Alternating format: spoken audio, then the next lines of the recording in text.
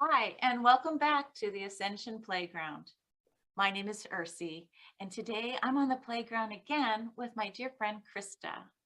Krista and I have had two other little chats on the playground, and today we thought we'd go a little deeper into talking about all things animal. So welcome back to the playground, Krista. Thank you, Ursie. It's good to be here. Yay! And who do we have sleeping behind you on the bed? Who came to join you? That is Milo Markowitz, my buddy. After Aw. eating all the cat food in the cat's bowl today, sneaking in there and eating it all, he's very tired. Always got a beautiful dog's life. That's what I can see. He does. Well, hey, I wanted to call in an animal guide of using Diana Cooper's card deck. So if you don't mind, let's go see who's joining us today. Here we go. And I just absolutely love Diana Cooper and some of her card decks. Here we go. Archangel Animal. And today, the card that I chose was dun, da, da, da, Deer. Look at how beautiful that is, Krista. Beautiful. And dear messages, trust in the support of the universe, along with the energies of Archangels Michael and Faith. Deer. How does that card resonate with you, Krista? Oh, it's beautiful. I've gotten deer for several people, and one time I got the message right after I had seen deer in our local park, and I was walking along and I saw a mom and her fawn, and they just stared at me, and I went home and I did a totem, and it turned out to be a deer, and it was those deer that had been in the park. So that was very cool. Yes, that's really tracking the messages, right? When you start seeing deer and then reading deer. Yeah. I just love how, there's a cosmic connection. We're talking about not necessarily three-dimensional deer, but the essence of the deer animal. So let's see, if you don't mind, let me just read a little bit about what Diana Cooper says. She says, and I didn't know this, that all types of deer have incarnated from a place called Lacume. It's an ascended aspect of the star nation Sirius. They learn and teach about trust. So the gentle feminine doe has her third eye open and is alert and watchful. The dignified masculine stag is grounded in his power, and his antlers symbolize dominance and supremacy. Stag's antlers grow in the spring, representing birth and renewal. They fall off in the autumn, denoting endings or loss. But this is the fun part about the doe.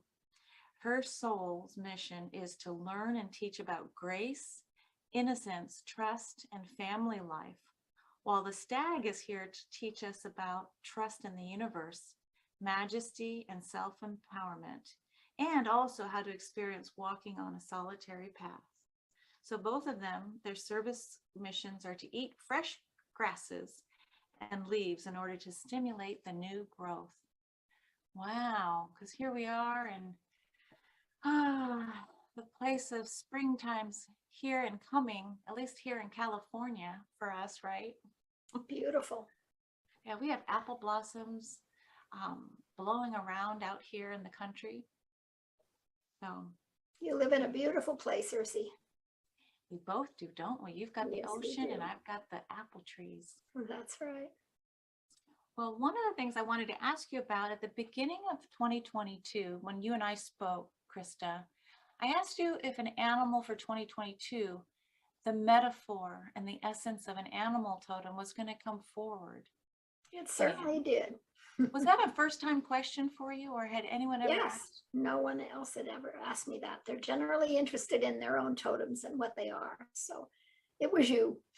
Okay. There's something about the numbers 2022 is that resonance of the two.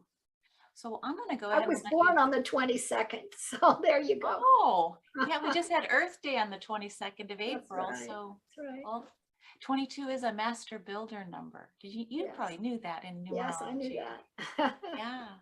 Well, you're building an animal kingdom to help guide us in so many ways.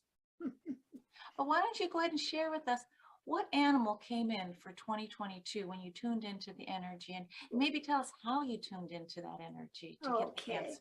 Well, as I always do, I just shut my eyes. And when you shut your eyes, you generally see blackness.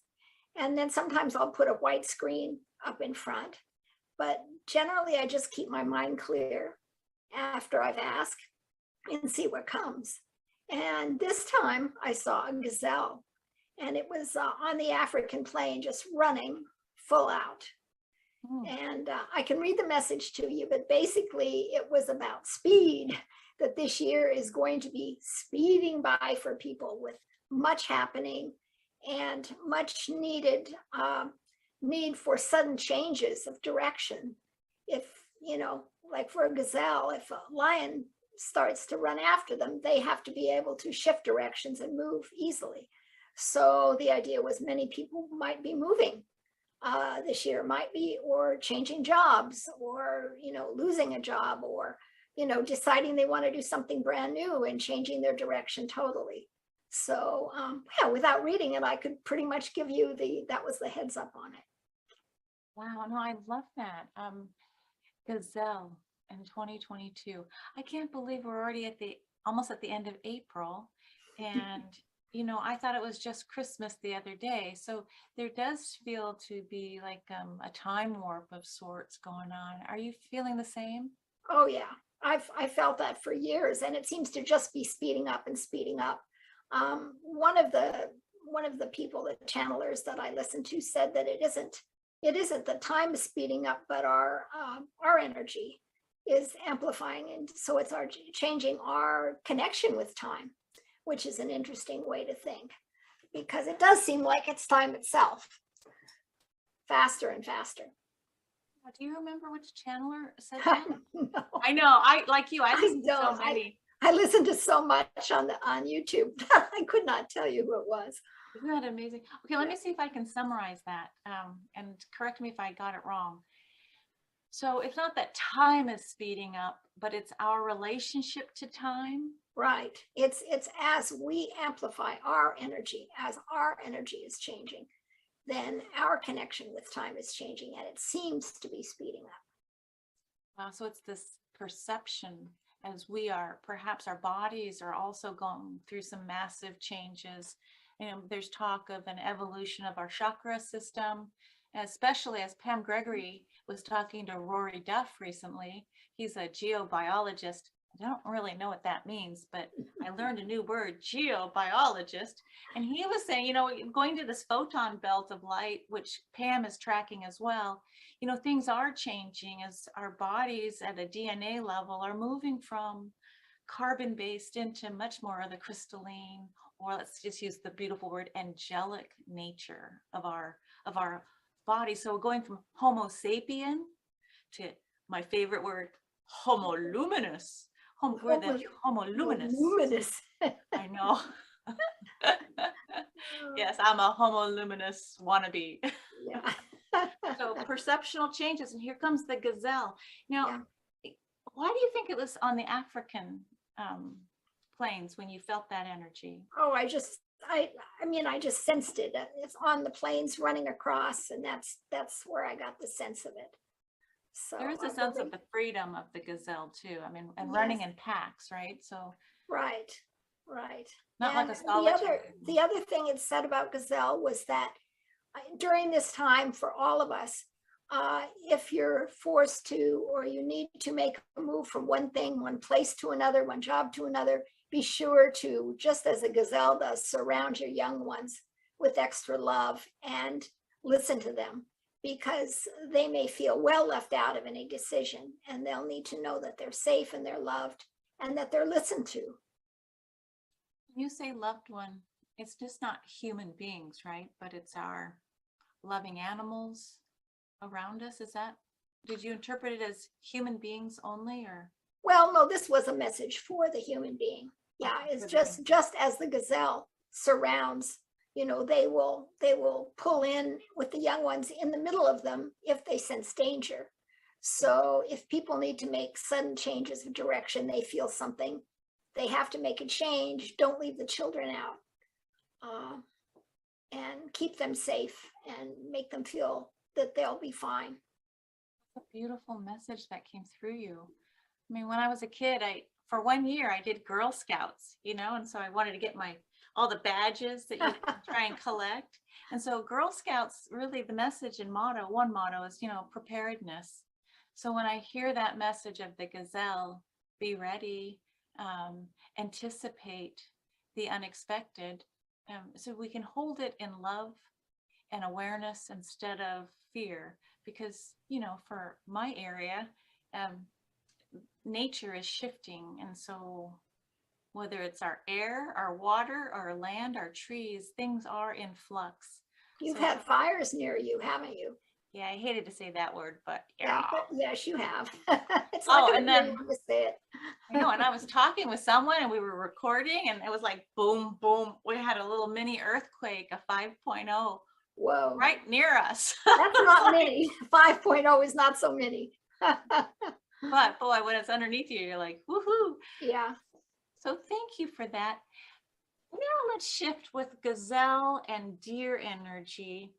And would you let the readers know, because I think we're going to put out this call. Well, we are putting out this call. If you're listening and you would like to receive a free totem reading to understand your animal, either for yourself or a loved one, like a child or a significant other, Krista has agreed to let the first 10 people who contacts her, have a reading, and we'll accept more, but we wanted to give you a sense of, if you really want one, push the button or put your chat room, and we give Krista's email in the description below. So Krista, tell people what they should expect if they say, yes, I want to get an animal reading. What should they expect? Well, first, I just need first, middle, and current last name, just what they're going by now so that the animal can find them. And then I just go into my quiet place, I ask, and just like I was just a few minutes ago when I started doing one, I can be very surprised because this time I saw a tiny person, small person, a leprechaun, you might say, sitting cross-legged on a giant leaf. And he had a big round belly. And so I got a message from him before I got the animal totem message. So the message was actually from both of them, which was, very cool. It's not the first time. Sometimes I get guides, sometimes I get guardian angels. I've gotten a dragon. Actually, the dragon was my grandson's totem animal. And I got a mermaid for one gal. And so it's, I never quite know what's going to happen, which is what makes it so much fun for me. I absolutely love doing it. So there you go. Okay, so I'm going to walk backwards to something that you said. Okay. I need your first, middle, and last name that you're currently using so the animal can find you. Right. That just kind of rolled off of your mouth. What do you mean so the animal can find you? Well, because, you got a Dick Smith, how many Dick Smiths might there be? So I might get the wrong one. At one point, when I was doing it, I got a name wrong and I got the wrong animal. I mean, I did, I transposed the first name and made it something slightly different. So that didn't work. And then I tried again. Oh, a totally different animal. So how did you know you got the animal wrong? With the wrong name? Because I had the name wrong. I went, wait a minute, that isn't what I meant to say. So I tried it again, and sure enough, I saw a different animal. Fascinating. A lot of it is just, it's sort of from my imaginative core, right? So all I can do is, try to keep it straight, try to keep the name straight, even when sometimes they're very long and complicated names, like the one I'm just doing. So wow. Well, I know we both listen to Pam Gregory, astrologer, yes, on YouTube. Great.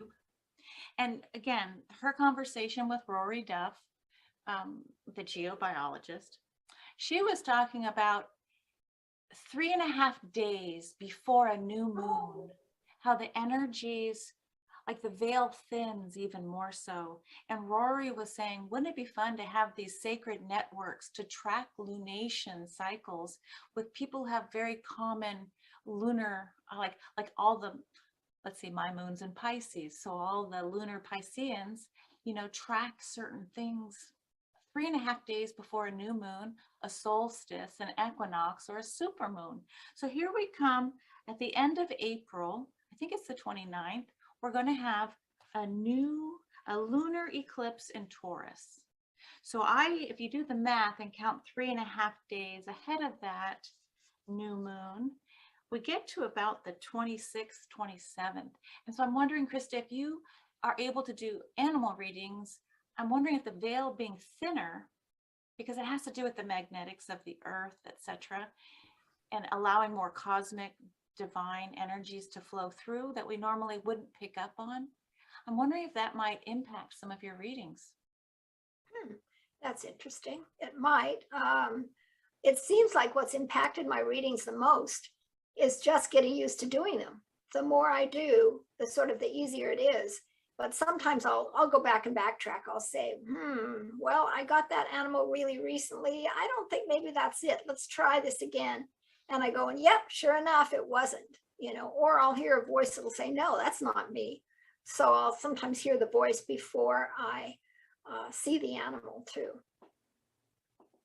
Oh, so hearing voices and seeing animals. I mean, but you've been doing this for decades, right? So yeah, you get a little rusty. I just restarted it. I did it about 20 years ago, and then it sort of, as a lot of things in my life, I start them and then something else comes in the way, and I do that for a while and then I come back. But my neighbor brought me back in. She said, I heard you used to do that. Would you try that for me? And I said, well, I haven't done it for a long time, and but I will. And so I did it for her, and then it ended up her whole family, her children, her her children's friends and parents, and it just sort of went on. Wow. And were you thinking of sharing a particular animal story today, or? Sure. Well, would you like me to do your husband's? The way he talked about the gecko. We just won't say his name. Oh, he's you very don't want private. me to say his name. Significant. Okay, Ursula's significant partner. How about I should do yours first? Should I do yours first? Do mine, and then maybe his second, because his is so unusual, and it's an interesting pairing. Well, yours is just what you would expect, right? With a name like Ursula. Okay. I call and see a large brown rounded butt. The animal is facing away from me. I call again, and a bear turns, looks at me and huffs. Bear, are you Ursula's major animal totem? Why, of course I am. Why else would she be named for me? You might say that for Ursula, I am the real Ursa Major. Quite clever, is it not? Yes. Yes, I am Bear, and Ursula and I share more than a name. She is also well-grounded and loves, as we do, the sweet fruits of life. She can be slow and methodical, making her way through the forest of her own life. But she can also move with great speed when the situation calls for it. As it is for Bear, Ursula needs her downtime, her time to tuck away, letting go of all stress, of all confusions of a busy life. The patterns of activity and rest need to be in balance for her, so she doesn't feel an imbalance, period. Activity to slowing down to absolute rest and activity again. This is the pattern for Bear and a person carrying Bear energy. You do have the strength of Bear, Ursula, but overdue at your peril. Demand the times of gentle gathering up, the times of sweet meditation, and those of complete rest. While the world around you may seem to be running at breakneck speed, you need to take better care of yourself by demanding your own space and time to do things in your own way. Shall I break into song, Krista? She did it her way. So Ursula, remember to take time in nature to ground your energies and to wander as a bear does. Feel pleasure in your various moods and ways of being. It is all good. Blessings from Bear. Oh my goodness. Well, I'm going to pause there for a moment and give us a visual. Here we go. Oh my goodness. So Krista just gave us a reading that she did for me before we even knew each other. And I just wanted to put this image of bear up, a bear's message in Diana Cooper's deck, use power with wisdom. And when I think of the message that just came through again, and you're reading it to me, it's good for people to say it's a little bit, it's like a narrative. It's not like information just coming through, but it's more of the personality. It is. And I apparently took out my bookmark and lost the one for, oh no, I've got your husband. Ha ha ha. Oh, well, we'll wait for him for just a minute, because Okay. I think people can feel that colorful. There's color in the conversation. And you made a comment to me. I'm like, yeah, well, I show up and it's a big butt, a bear butt. And I think you mentioned something about that's because I have like a funny bone. I love to joke around, or but that's in my personality. But the bear showing up with the backside showing instead of the front side, that's like, okay. Well, they always show how much they know you and just what you need to feel. Some of them are very calm and loving, and some really give advice, advice on caution in certain areas or whatever. And so I never know what it's going to be. And that again is the fun part for me. So mine was a cautionary reminder to slow down, to stop. My children and family members, they know that I'm just like a ping pong, like boop, boop, boop, boop, from morning till dusk. And my father, when he was alive and I was growing up as a kid, he'd say, "Can't you just sit down?" And he's eating his pretzels, watching a ball game. "Can't you just sit down?" "No, Dad, I'm cleaning the house." And boop, boop, boop, boop. "Can you move your feet?" So you're right, at my own peril. So this is a time to go inward and meditate more and give myself that luxury of time out. Mm-hmm. So I get that for a lot of people with cat, especially tiger energy. They just go, go, go, go, go. And they're always after that goal, they're stalking and they're jumping on and they're getting what they need. But, sometimes they just don't take care of themselves. And I did that reading for one gal, and it turned out that she had pretty much of a breakdown because she had just been running too fast, and not taking care of herself. So she got the message, maybe a little too late, but still. So finding that balance point. And I love blueberries, blackberries. I feel like I have a bear's kind of appetite. Someone puts a pie in front of me, forget about it. It's all over, what diet? Okay, so now we're going to shift. So we wanted to give everyone one more example of a Krista reading. So she's tuning into energy. Your animal will find you through your name and then speak to Krista. She'll hear and see, and then she writes or she'll email you your story. So the next story is an unusual one. It's my husband, whose name we won't mention because he's very private. But I'll try. Shall I change his name in the middle of the reading? Would that make you feel better? Okay. Or it would make him feel better, probably. Oh, okay. I'll try. I call and see the foot of a lizard of some sort. Then it resolves to a bright green foot with round pads on the toes. A gecko. Gecko, are you Jimmy's major animal totem? Strange though it may seem to you, yes, I am lizard, but more specifically, the bright, quick, colorful gecko. Geckos represent agility and almost weightless magic as we scurry to great heights along the wall. We can get what we need to survive quite easily, for we can blend in unobserved and then quickly grab the tasty insect which we have taken unawares. Geckos are a symbol of good luck in tropical human households, and we enjoy this designation. How does this fit with Jimmy, you ask? I was wondering, yes. It's in agility, mental and physical for his part, and in the ability to see things from different angles, to be still, to ponder, and then to briskly move to meet his needs and those of his family. Acrobat or insurance salesman, you guess. I have no idea. But we do have fun with you, Krista. It's not that his motives are hidden really, but he can be very quiet in his approach to a problem until it's time to run full forward with full speed. With a name like his, of course, he can sometimes be quite the leprechaun in his approach to life, with a bit of mischief. As far as the symbology of lizard being the dreamer, he does carry a bit of magic of time lapsing and collapsing, time being a marker and malleable, you see. His sense of dream time is part of his agility. So now it's time to scurry. Good luck to you, me boy, and blessings from this small one. There's so much to unwrap. So thank you for changing his name to Jimmy. Sure, I know it wasn't Jimmy. Jimmy's your friend. Yeah, but, Jimmy's my friend. But so here's the funny thing. When I first heard lizard, I thought, from my studies of star nations, oh God, please don't be a reptilian.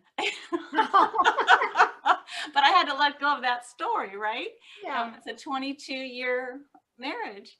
And so it's like, okay, and he is very quiet. He is very introspective. But when it is time to move, I've never met someone that trusts their intuition the way he does. And so it's like, so you've got this big brown bear, and then you got this little tiny gecko. So anytime I see on the TV the Geico commercial, I go, oh my God, there he is. And he's always like, you know, on top of the wall listening, Yeah. but not necessarily moving. And I'm the opposite. I'm constant, where's the pie? You know? A lot of marriages are like that, right?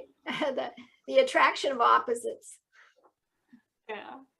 Well, I hope that people who are listening, if you've gotten this far in our conversation, you get a sense of the play and the whimsy, but in between, there really is a message sometimes. Like, I can't believe we were talking about leprechaun when we first started, and now my husband's reading included a leprechaun. So it just seems a little bit rare. I mean, it is the O'Farrell family, and I would say I'm of the fairies, O'Farrell, O'Fairy. But it's just interesting how the leprechaun showed up for him too. That is interesting. Yeah. Yeah. Yeah. And that's, you know, what that reminds me of is that one woman, of course, I don't know. I had no idea. I've never met this person. And she got, I saw for her blue butterflies. I saw a woman spinning in a dance, I think it was. And then blue butterflies were around her. And one came right up to me real close. And I asked if that was her totem. And it said yes. And they gave me the message for her. And the message, of course, of butterfly is transformation. But little did I know until I talked to her sister, that when she had called to read this to her sister, and she was in tears because her husband had passed away in July. And right after he passed, a blue butterfly came and sat on her front porch without moving for 4 hours. Oh, I'm getting the chills. Yeah, me too. Oh. So yeah, so that was, you know, that kind of, whoa, that's the kind of thing that happens. It happens to me, and it makes it just really exciting, especially if people ask for a reading and then they give me their input on it afterwards. It really helps me to just, you know, feel, yeah, that was right. Even though I'm not doing it, still it feels good to hear the results afterwards. Well, what a gift, what a gift. So what you're really saying is, you know, you're just so open to receiving. Once the message goes out, please show me, like Ursula O'Farrell's animal totem, then energy finds me and then comes back to you in the form of an animal, or in this case for my husband, a leprechaun plus an animal. But so have you seen fish and land animals, birds? Yes. Are they primarily four-legged animals that usually are found, or? Well, spiders, snakes. Yeah, you mentioned the snake one. Yeah. Wow. Yeah. No, it can be anything. I mean, there's some things that I haven't gotten at all, I'm sure, but yeah, it's very interesting because each one has its own characteristics, and the readings are different for each person. Even if they have the same animal, it will be geared specifically to that person. So part of it will be amplified, for that person. So. Wow. So let me see if I can remember correctly. I think you said you may have as many as 200 readings or 200 different animals. Oh, no, 200 readings, I think. Readings. Okay. I started writing them out, and numbering them one, and I only got to about 130, but I've done a lot more since then. So yeah, I think I'm about to 200 so far. Wow. So if I was to summarize this, and Krista, you can correct me if I'm wrong, I think that you have the psychic sense for hearing with your third ear and seeing with your third eye into the invisible realms. This is not just imaginal. It is actually a way to tune into the frequency of messages as a gift for whoever that the message is intended for. Does that feel right to you? Yes, absolutely. Because I want to bring this book back up to bring to people's attention, Mrs. Tipperwillow's Afterlife Adventures. And here's Mrs. T. This kind of a book doesn't just show up because you mentally say, I want to go write a book.